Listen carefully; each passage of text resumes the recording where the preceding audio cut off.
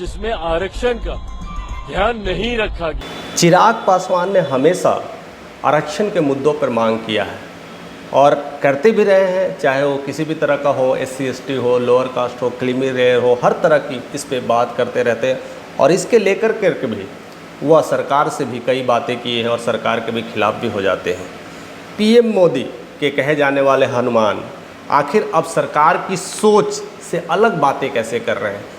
एक समय था जो हमेशा हमारे PM मोदी, हमारे प्रधानमंत्री बोलने वाले कैसे जो भक्त हैं हनुमान, आखिर नई चाल कैसे चल रहे हैं, आखिर उनके खिलाफ कोई एजेंडा क्यों बना पा रहे हैं, ऐसा क्या हो गया है। या सच में चिराग पासवान का यह दिखावा है कि यह एक नई राजनीति है, या चिराग पासवान कुछ अलग करना चाहते हैं या राजनीतिक माहौल से कुछ अलग सोच रहे हैं। आज चिराग पासवान पे कई सारे सवाल उठ रहे हैं, क्योंकि जो मोदी भक्त कहे जाने वाले हमेशा मेरे प्रधानमंत्री का शपथ लेकर के बात करते हैं और उनके साथ रहने के लिए, जिस तरह से अगुवाई करने के लिए बात करते हैं, आज उनके ही खिलाफ मोर्चा बांध दिए हैं, आज उनके ही खिलाफ विरोध प्रदर्शन कर रहे हैं। और राहुल गांधी, तेजस्वी यादव और बहुत सारे जो विपक्ष के नेता हैं उनके साथ रंग में रंग उनका दिख रहा है, तो काफ़ी कुछ क्वेश्चंस मार्क बन गया है। कई लोगों का रवैया चेंज हो रहा है और काफ़ी लोग इन पे क्वेश्चंस मार्क कर रहे हैं। आइए बात करते हैं 2024 इलेक्शंस की। जब चुनाव हुआ था तो NDA की सरकार किसी तरह से बहुमत ना लाने की वजह से कैसी सरकार बना पाई आपको पता ही है। उसमें सबसे बड़ा जो हाथ है चंद्रबाबू नायडू और नीतीश कुमार का, उनको किंग मेकर कहा जाता है। उन्हीं की वजह से ये 3-0 की जो सरकार बनी है, नीतीश सरकार है, इसमें किंग मेकर का योगदान इन्हीं का है, जिनके वजह से आज मोदी सरकार है, आज BJP की सरकार है, आज NDA की सरकार है। लेकिन LJP की पार्टी, कहते हैं ना, चिराग पासवान बिहार में 5 सीटें ला करके और भी 100% स्ट्राइक रेट के साथ जीत हासिल करके कहीं ना कहीं NDA में अपना कद बड़ा कर लिए थे। और उसी वजह से NDA सरकार ने उन्हें फूड प्रोसेसिंग मंत्री बनाया और उनका कद अपने में बढ़ा लिया। और इस वजह से काफ़ी चिराग पासवान काफ़ी फेमस हो गए हैं और काफ़ी लोगों में लोकप्रिय भी हैं। लेकिन अचानक से चिराग पासवान के फैसले और NDA के विरोध में होने लगे हैं, ये काफ़ी सोचने वाली है। और सिंपल ये नहीं कह सकते कि ये विरोध में हो रही है। जो राहुल, अखिलेश जो बातें कर रहे हैं आजकल जाति आरक्षण को लेकर के, जनगणना को लेकर करके, उसी के रंग में रंगे हुए हैं और दिखाई दे रहे हैं चिराग पासवान।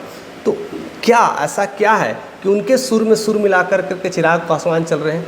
क्या सही में मोदी भक्त हनुमान क्या NDA से दरकिनार करने वाले हैं, या उनकी राजनीतिक लेवल अलग है, या उनकी सोच अलग है? जैसे अपने पिता उनके रामविलास पासवान की एक राजनीतिक सोच थी, एक राजनीतिक पकड़ थी और अपने चीज़ों को चलते थे और अपने हिसाबों से करते थे। शायद उन्हीं की यह सोच होगी या उन्हीं की यह सोच से बनी हुई समझी हुई विचार कुछ नए विचारों की परंपरा ला रही होगी, या नया कुछ करने की बात हो रही है।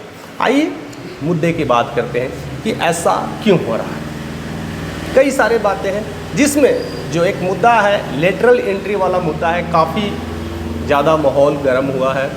इस मुद्दे में सबसे बड़ी बात है कि सरकार ने पलटी मारी, इसलिए यह बहुत ज़्यादा वायरल हो रहा है और पूरे भारत में यह बात ज़्यादा वायरल हो गई है।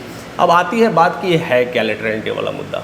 तो लेटरल एंट्री का मुद्दा क्या कहता है कि UPSC में जो सीट भरना था, कुछ भी जैसे ज्वाइंट सेक्रेटरी हो गए, डिप्टी सेक्रेटरी हो गए, डायरेक्टर का जो पोस्ट था, उसके लिए एडवर्टाइजमेंट निकाल दिया।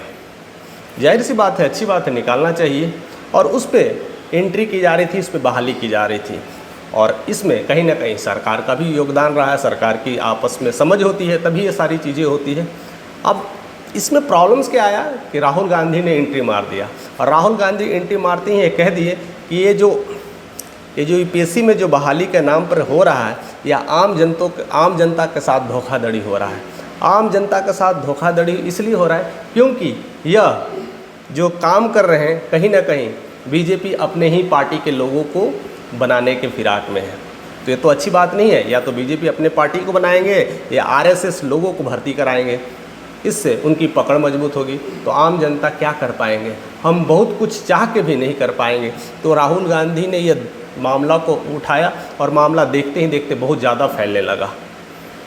अब बात होती है आरक्षण के लेकर करके, और इसी में चिराग पासवान, मोदी भक्त हनुमान ने भी राहुल गांधी का साथ दिया और उनके विरोध में, सरकार के विरोध में उन्होंने भी मुहिम छेड़ दी कि यह सही नहीं है, यह गलत हो रहा है, कहीं ना कहीं ऐसे एडवर्टाइजमेंट में कर करके और अपने पार्टियों को लाना यह सही नहीं है। और यह काफ़ी मुद्दा वायरल हो गया, एक चिराग की मुद्दा वायरल हो गए और खास राहुल गांधी, उसमें भी तेजस्वी पासवान भी कूद गए, अखिलेश यादव भी कूद गए, पूरा विपक्ष एक बन गया और उसमें पक्षधर जो कहने जाने वाले चिराग पासवान भी शामिल थे। तो यह मुद्दा काफ़ी सनसनीखेज बन गया और देखते ही देखते सरकार को यह एक्शंस चेंज करना पड़ा और वह लिटरल एंटी वाला मुद्दा को रद्द करा दिया, यानी बंद करा दिया गया। तो इसीलिए कभी कभी कहा जाता सरकार ने पलटी मारी, तो ऐसा चीज़ें हो रही है। लेकिन ऐसे ही एक चीज़ की बातें नहीं है, ऐसे कई सारे बातों को लेकर करके चिराग पासवान ने बातें उठाई हैं और उसमें यह काफ़ी अहमियत रखता है, काफ़ी रोल रखता है। सुप्रीम कोर्ट में हाल ही में रिजर्वेशंस के लिए जो पन्ना उल्टा गया था, सुप्रीम कोर्ट ने खास करके रिजर्वेशन बिल पे जो मुहर लगाई थी, SC ST में क्रीमी लेयर और नॉन क्रीमी लेयर को बातें की गई थी। ये बहुत अच्छी पहल है, हो सकती है अच्छी पहल भी है, जिसमें कहते हैं कि SC ST में बहुत सारे लोग रईस लोग हैं और कई लोग गरीब हैं। जो रईस लोग हैं उनको ना रिजर्वेशन देके जो गरीब तबके लोग हैं उन्हें रोज़गार दिया जाए, उन्हें एम्प्लॉयमेंट दिया, उन्हें रिजर्वेशन दिया जाए। शायद ये अच्छी पहल भी होगी। लेकिन इस मुद्दे को लेकर के भी विपक्ष में भारत बंद का आंदोलन चला था और भारत बंद भी हुआ था और चिराग पासवान ने भी फिर से विपक्ष का साथ दिया था। यानी कहीं ना कहीं वो हमेशा सरकार के खिलाफ नज़र आ रहे हैं, सरकार के फैसलों के खिलाफ, और उनका ये हमेशा बयान रहता है कि मैंने हमेशा रिजर्वेशन का साथ दिया और SC ST का साथ दिया है और SC ST के लोग बढ़ें, सारे लोग, हर तबके के लोग बढ़ें, इसीलिए मैं हमेशा बिहार फर्स्ट और बिहारी फर्स्ट का नारा लगाता हूँ। इस तरह की वो बातें करते हैं। तो ऐसा क्यों, ऐसा क्या करना चाहते हैं, ऐसा उनके क्या दिमाग में है? क्या यह सही फैसला है? क्या इस तरह का विरोध में जाना उनके लिए कोई नई राजनीति है, नया चाल है? आप कमेंट करके ज़रूर बताइएगा। और नेक्स्ट ईयर जो सबसे बड़ी मुद्दा जो उठने वाली है अगले साल जनगणना के लेकर के है, जनगणना को लेकर करके जो बातें उठ रही है, इसमें फिर से राहुल गांधी अपना उसमें कुछ बयानबाजी कर दी है और उसको लेकर के काफ़ी ये मुद्दा काफ़ी वायरल हो रहा है। राहुल गांधी का कहना है कि आप जनगणना कराइए, लेकिन जो जनगणना होना चाहिए वो जातिगत जनगणना होना चाहिए, न कि जनसंख्या वाला जनगणना होना चाहिए। पहले जनसंख्या के आधार पर जनगणना की जाती थी, अब राहुल गांधी ने मुद्दा उठा दिया कि ये जाति जनगणना होना चाहिए और इस मुद्दे को कहीं ना कहीं चिराग पासवान ने भी समर्थन दे दिया है। अब जाति जनगणना होना उसके भी कारण है, कहते हैं कि जाति जनगणना से पता चल पाएगा कि किस जाति के लोग को सही में रिजर्वेशन मिल रहा है कि नहीं, सरकार में वो जातियां उठ रही कि नहीं और सरकार में आगे बढ़ पा रही कि नहीं, उन्हें हम फिर से उठाएंगे और सरकार तक पहुंचाएंगे, उन्हें नौकरी दे पाएंगे। तो इस तरह की बयानबाजी चल रही है और पता नहीं क्या होता है। बिहार सरकार ने तो किसी तरह से यह कारनामा कर दिखाया है, जाति जनगणना कर करके। कई सारे सवाल उठे थे देश में और कई राज्यों में ये बातें उठे थे कि बिहार सरकार अपनी मनमानी कर रही है, जाति जनगणना को लेकर करके बहुत सारी चीज़ें कर रही थी। लेकिन किसी तरह से नीतीश कुमार अपने शिक्षकों की मदद से यह किसी तरह से संपन्न कर दिए हैं और वह काम करके दिखाए हैं। शायद इसका परिणाम जो भी हो सकता है, लेकिन अब यह बात देश को लेकर के हो रही है, यह काफ़ी सोचनीय है। एक बिहार में जिस तरह से जाति जनगणना हुई थी, किस तरह से विरोध हुआ था और कई बातें चीज़ें चल रही थी कि सरकार रैली में करना क्या चाहती है, वोट बैंकिंग का जरिया बना रही है या लूटने का जरिया बना रही है, ऐसे कई सारी चीज़ें को लेकर के बातें चल रही थी। लेकिन अब ये बात एक राज्य की नहीं रहेगी, अब ये बात पूरे भारत की हो गई है। अब भारत की हो गई है, अब उसमें जाति जनगणना को लेकर के हमेशा ये प्रॉब्लम आएगा, वो लोअर कास्ट और अपर कास्ट, हमेशा ये समस्या आएंगी और बहुत बड़ी समस्या होने वाली है। पता नहीं इसका समाधान कैसे कर पाएंगे और कैसे विरोध कर पाएंगे। लेकिन चिराग पासवान ने भी कहीं ना कहीं जाति जनगणना का समर्थन कर दिया है, यानी राहुल गांधी के तरफ अपना हाथ खड़ा कर दिया है, यानी उनके सुर में सुर मिला लिया है, यानी उनके तरफ हाथ मिला लिया है। तो यही सवाल अभी और वायरल होते जा रहा है कि आखिर क्यों चिराग पासवान अपने सरकार, अपने प्यारे मोदी सरकार, अपने प्रधानमंत्री के खिलाफ ऐसी ऐसी बातें कर रहे हैं, बहकी बहकी बातें कर रहे हैं। तो मैं जहाँ पर समझ पाया हूँ, इसमें जो एजेंडा लगाया हूँ, जो मुझे समझ है, उस समझ से मैं बता रहा हूँ कि एक्चुअली में ये क्या हो रहा है। कहीं ना कहीं चिराग पासवान को ये समझ में आ गया है कि मेरी जितनी भी वोट हैं वो कहीं ना कहीं पासवान फैमिली से मिलती है, पासवान ग्रुप से मिलती है। अगर बिहार में यह परसेंटेज देखा जाए तो 5 से 6% ही पासवान लोग हैं, तो उन्हें यह कहीं ना कहीं डर हो गया होगा कि 5-6% वोट से हम जाति की लड़ाई में लड़ करके बिहार में जीत नहीं सकते। तो कहीं ना कहीं यह समीकरण को चेंज करना पड़ेगा, जाति के मुद्दों से उठ के बात करना पड़ेगा, और इसीलिए वह वोटर अब जाति पे नहीं रह गया, अब पूरे राज्य पे रह गया। तो हर लोगों के तबके बात करते हैं और जाति से उठ करके बात करते हैं, कहते हैं मेरी लड़ाई जाति से नहीं है, मेरे लिए पूरा बिहार एक है, इसलिए बिहार फर्स्ट, बिहारी फर्स्ट का नारा देते हैं।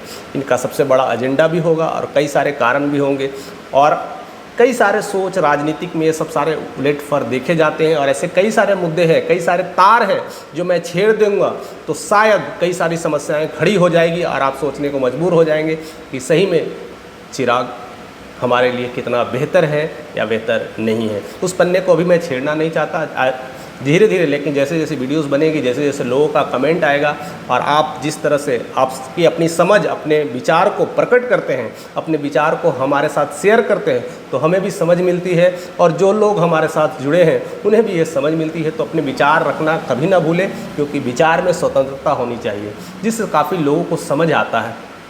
और रही बात चिराग की, तो चिराग पासवान अपने ही सरकार से विरोध कर रहे हैं, यानी अपने ही सरकार के खिलाफ जा रहे हैं, अपने ही सरकार के खिलाफ बातें कर रहे हैं। इसका क्या मतलब बनता है? यह क्या राजनीति है? एक बिहार में एक नई राजनीति लड़ाई लड़ रहे हैं, या एक देश के नाम पे एक नई राजनीति, या फिर चिराग पासवान को चेहरा एक बड़ा करने की साजिश है, या वायरल करने की साजिश है? ऐसे तमाम चीज़ें राजनीति में चलती रहती है। आपका क्या सोचना है? ये चिराग पासवान का ये कदम कितना सार्थक होगा?